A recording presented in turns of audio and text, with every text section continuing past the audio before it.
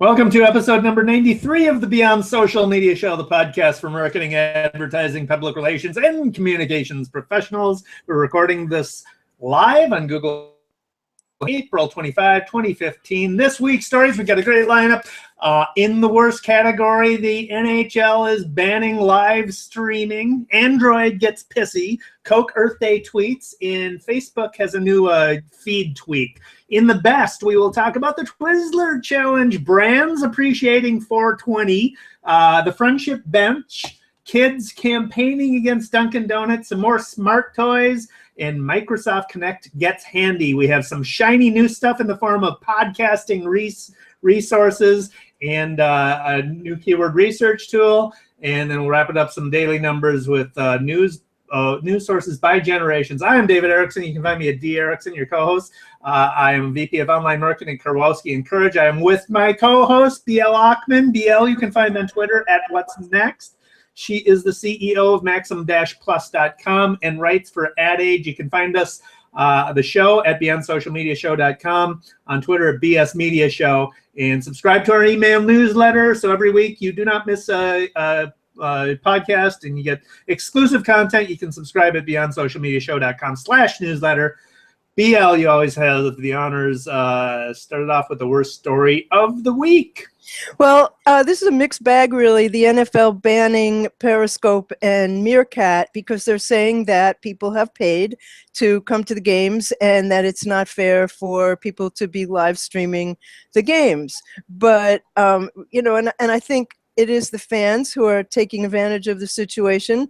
There are issues about live streaming copyrighted content, paid content, private content. You can't just go to a show and stream the show.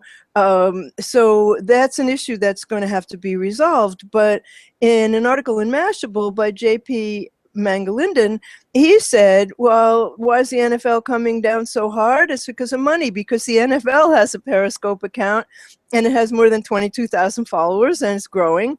And while Periscope itself just launched 4 weeks ago, there are branding opportunities for the NFL that are really large. Live streams of team warm-ups, interviews with players and coaches. You can think of a whole bunch more. So why would they want to give those opportunities and whatever is coming up in the future to fans when they could be monetizing it? But Periscope's terms of services say, we respect the intellectual property rights of others and expect Periscope users to do the same. We will respond to notices of alleged copyright infringement that comply with applicable law and properly apply to us.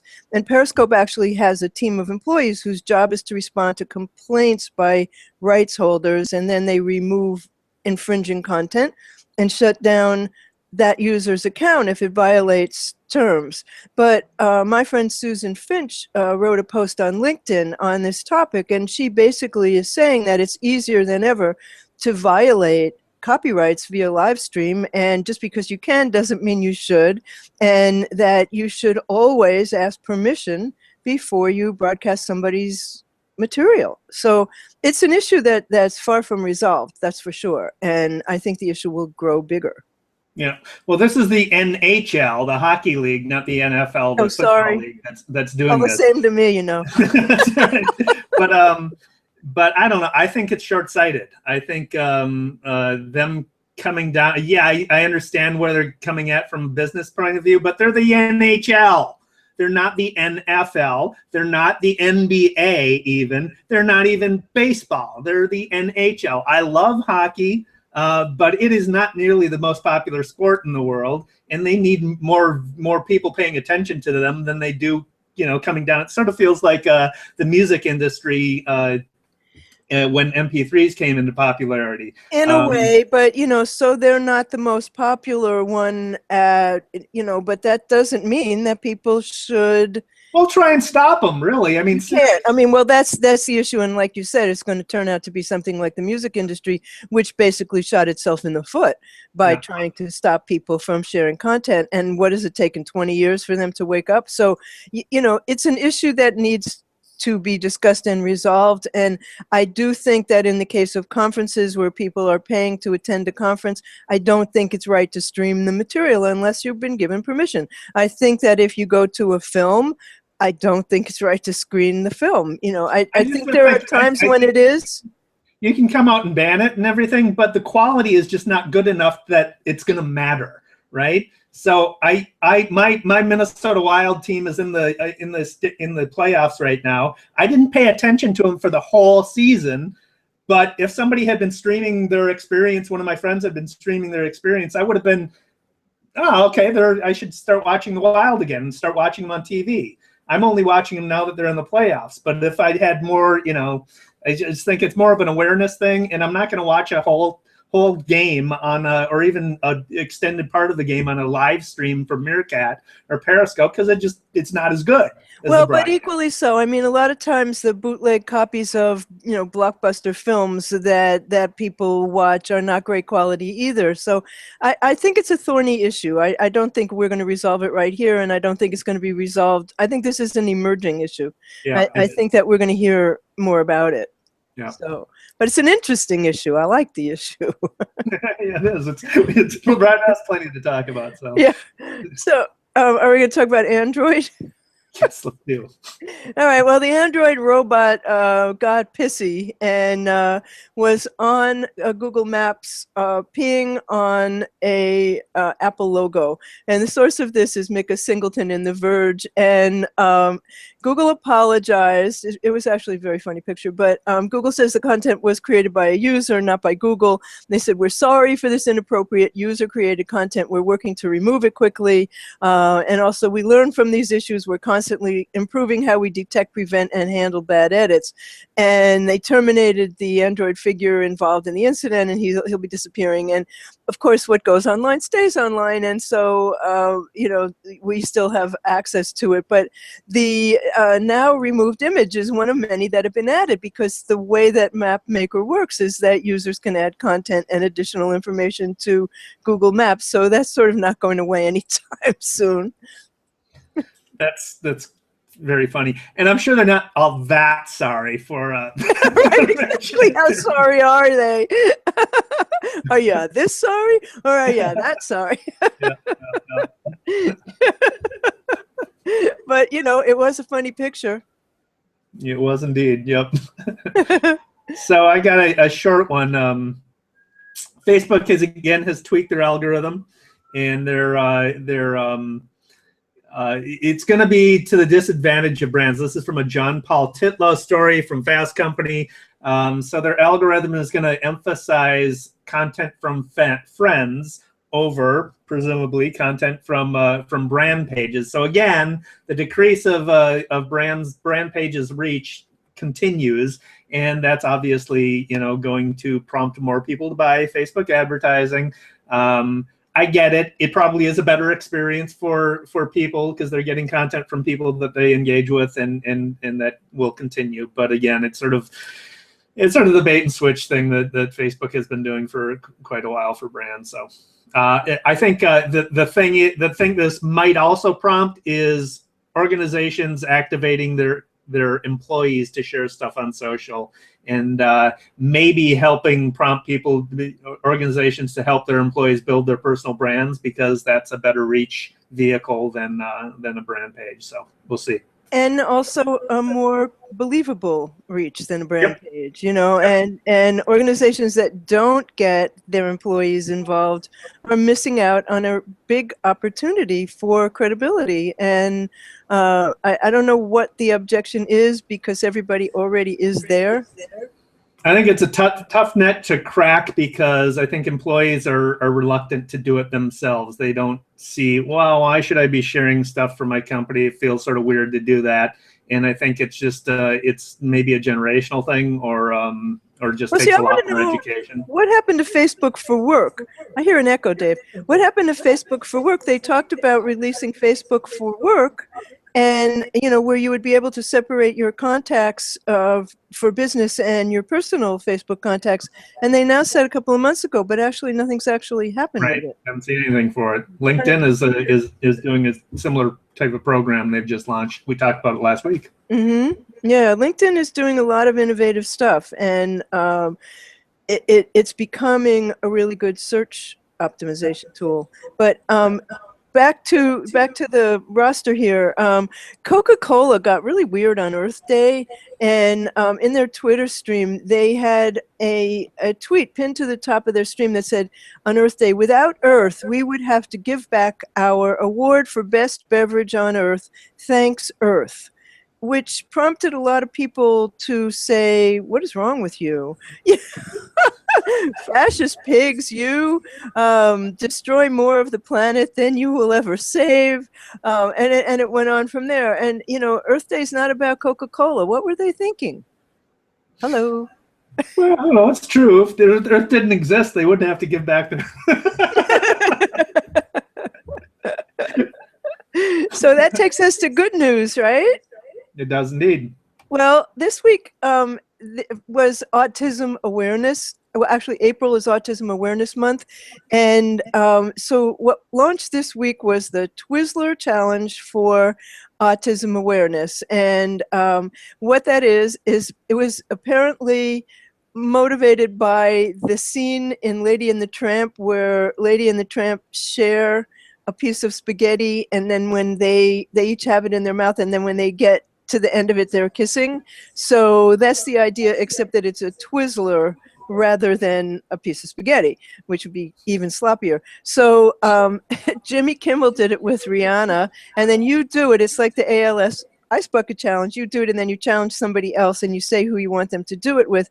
And he wanted J.J. Abrams, the director of Star Wars, to do it with Chewbacca, which they did. So it went on. A bunch of celebrities got involved in it and have done it, and it's really getting some traction. It remains to be seen whether it will catch on to the degree that it seems to be a celebrity thing. By the way, I don't see anybody else doing it, but celebrities like to get in on this stuff. So it remains to be seen, but it certainly is funny, and it does raise awareness, and everybody's looking for another Ice Bucket Challenge, another Oreo live event. Everybody's looking for the next one, and God, they're rarer than hen's teeth. They're hard to come by. So this is a really good effort. We'll see what happens with it, and it's certainly a worthy cause. Yeah. Could be a little awkward, though. I mean, depending on who nominates whom to do it, sort of like the kiss cam at baseball stadiums, where they focus in on the wrong couple, brother and sister. No, that's not gonna happen. More than a little awkward. I mean, and I guess it depends how much you like the person that you're challenging. Exactly. Yep. So you have another good one too. Yeah, so this is from Recode, Eric Johnson's story on Recode about Cognitoys. Now, 3 episodes back, we talked about Hello Barbie, the Mattel Barbie doll that is connected to Wi-Fi and connected through the cloud to Wi-Fi and artificial intelligence, and you talk to it and it responds appropriately and it remembers your answers and evolves with the child. So this is around basically the same type of concept. Internet-connected smart toy, which interactively engages and grows with the child. It's by a company called Elemental Path. They're using artificial intelligence from IBM's Watson to drive the intelligence of the toy. It's actually a cute little dinosaur that has a dinosaur voice that it responds to, so kids can listen and speak and ask questions. It'll receive age-appropriate responses. You can listen to stories, tell jokes, and gradually the child basically creates the toy's personality over time based on the interaction. It's intended to be an educational toy, so it creates custom questions based on spelling, vocabulary, math, and based on what the child asks about. So if that child asked about soccer, it might have a counting game involving soccer. It's a Kickstarter project. They reached their goal. It's price from $99, and so there you go. More smart toys, more artificially intelligent toys on the market. It's a matter of getting over the creepiness factor. I talked to some parents about this, and they're like, wow. I don't want a toy that knows more about my child than I do. Well, and it's a long way from the imaginary friends we had when we were kids. You know, I had a doll, now I'm going to date myself here, but I had a doll named Chatty Cathy. And Chatty Cathy said things like, she had this huge box with batteries inside in her back. And she said things like, I'm thirsty, you know, I'm hungry, I'm tired, would you like to play with me? And that was the extent of her vocabulary. And, you know, you could play with her, but it was kind of the only doll that talked at the time. This is this is a mixed blessing. It really is. I mean, yes, the creepiness factor is there. I hope there's a little bit of parental control in terms of what the games are and so on. But yeah, that is a fascinating thing, and I think we're going to see a lot more of that. Yeah. So this week we also had National Weed Appreciation Day, 420, and Amanda Walgrove reported on it, and Pepsi, Spotify, and HBO, even the Denver Police Department came out with tweets about 420, and the Denver Police Department definitely was the best one. It said, we see you rolling, but we ain't hating, ha ha. Seriously though, hashtag Denver, please remember to hashtag consume responsibly this 420 weekend. And it's from the Denver Police Department. That got retweeted 5,775 times and favorited 4,660 times, and you can see why. I love the Pepsi one that has a couple of cans of Pepsi lying in the grass with the clouds going by was a vine, and the and the message with it was today's to-do list. Absolutely nothing. Yes, that was a good one. At Spotify, too. It said, it's April 20th. Inhale artist-curated mixes and the most streamed songs from every hashtag 420 playlist. And, you know, I mean, I like when brands have fun like that.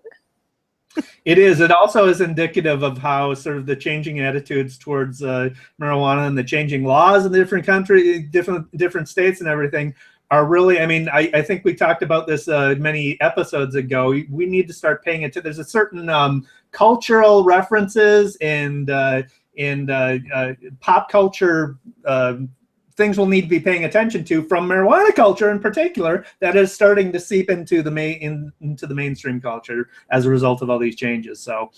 And very quickly too, you know, because I mean, look how long it's taken, but I mean, it's happening at a rapid pace at this point.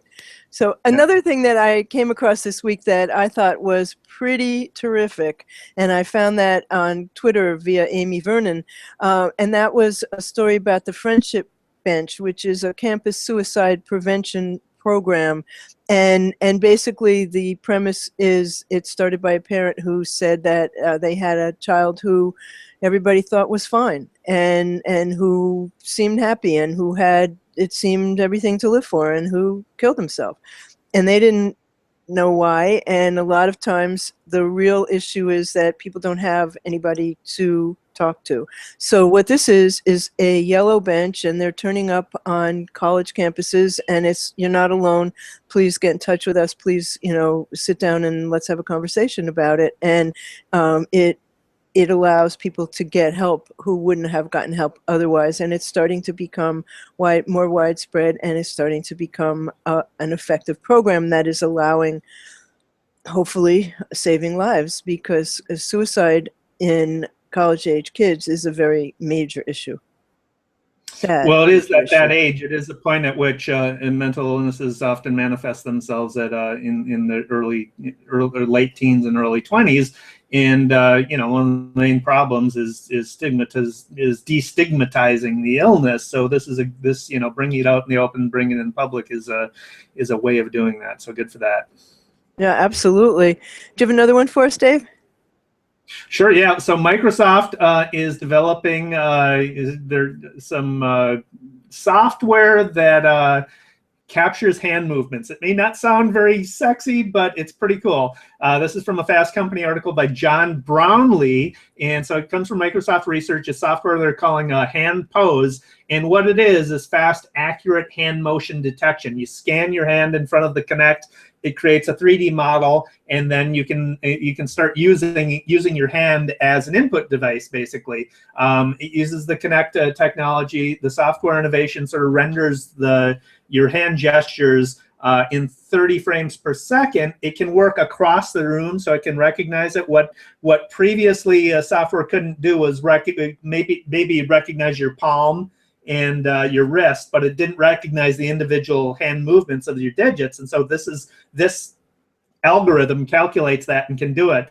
So it really sort of allows you to use software the way the scene from Minority Report, where he's manipulating things in 3D using his hands, and continues the trend towards sort of effortless input in computing. So very cool. It's not ready for retail yet, but it looks like the technology is there. That has big implications, you know. As I've mentioned here, you know, my hand is injured from an overuse injury from the computer, basically from editing videos, and to be able to not have a device, to be able to just move your hands and have that be tracked and used, boy, that would be great. That would really be great. I can't wait to see it. It has very big implications also, you know, for the advance of speech recognition, which is right now in a pretty sorry state. So another thing that I thought was pretty terrific this week, by a group of 4th and 5th graders who started a change.org petition to ask Dunkin Donuts to stop using styrofoam cups by Earth Day.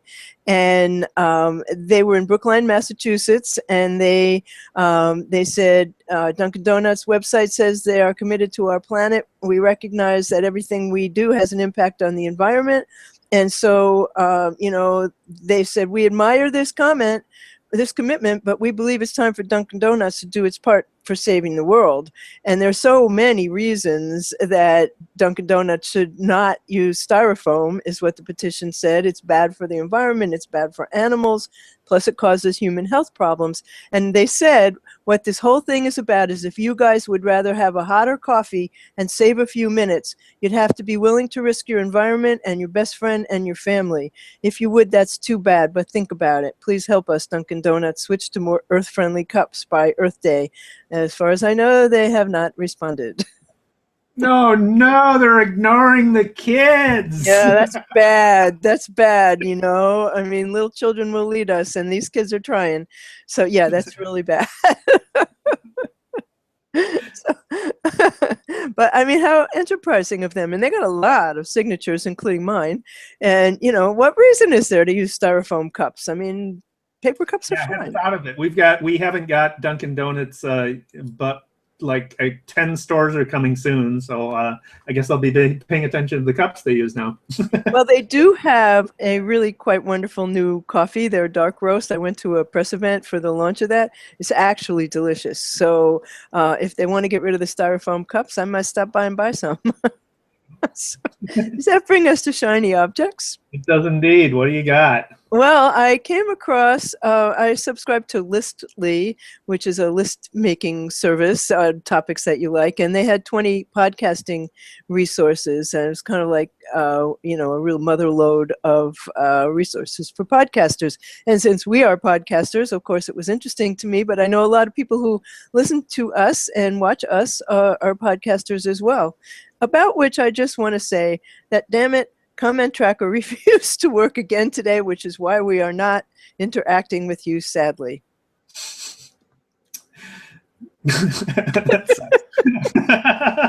You know, I mean, I'm on Ray Hills' show on Tuesdays at 12:15 to 12:45, and I'm on that panel, which is one of the highlights of my week, and I run Comment Tracker for Ray. So it works. It doesn't work on Saturdays, apparently. It doesn't work on Saturdays. Apparently, he's taking Saturdays off. You got it. Yeah. So what's Soovle? Soovle. Soovle. Soovle. Soovle.com is a keyword research tool that's pretty cool. It's not new. It's been around. I just haven't talked about it. But it gives you auto-suggest keywords on one page from Google, YouTube, Bing, Yahoo, Wikipedia, Amazon, and Answers.com. So just type in the keyword that you want to research, and it'll give you on one page at a glance auto suggestions from all of those sources. So it's a great a great way to jumpstart your keyword research if you're looking for ideas on what people are searching for. What a good tool. And I also came across in PR Daily, actually, 13 tools for Instagram that would be helpful to brands who are trying to understand how to use Instagram. So I think that we have gotten now to the end of our content, and we're into projects, right? Yep. So I've got a blog post. We were talking about podcasting. This is 16 podcasting tips from 4 podcasters, some of whom you'll recognize, one of whom is me. It's a blog post I did for my agency blog, but also Albert Marugi. So Albert, our erstwhile co-host, he was a longtime podcaster back in the day. He did Marketing Edge podcast, one of the first podcasts in Minnesota, and I knew him through that. I didn't even know that he was in Minnesota from his podcast. I thought he was from New York or something.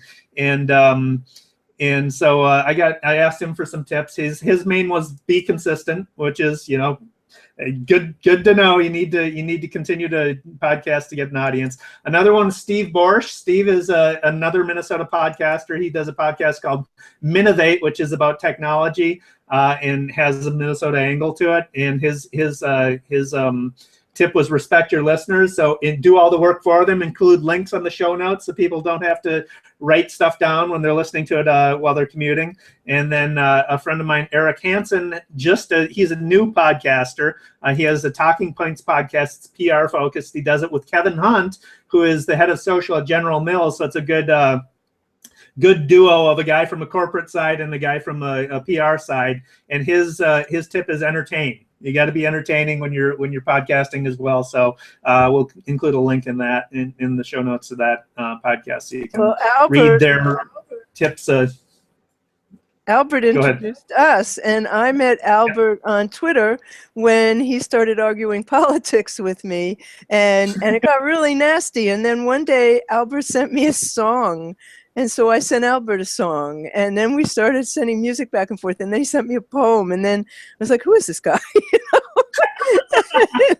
Anyway, we got to be friends. He came to New York, we had dinner, and then he suggested that we do a podcast with you, and I'm like, well, who is he?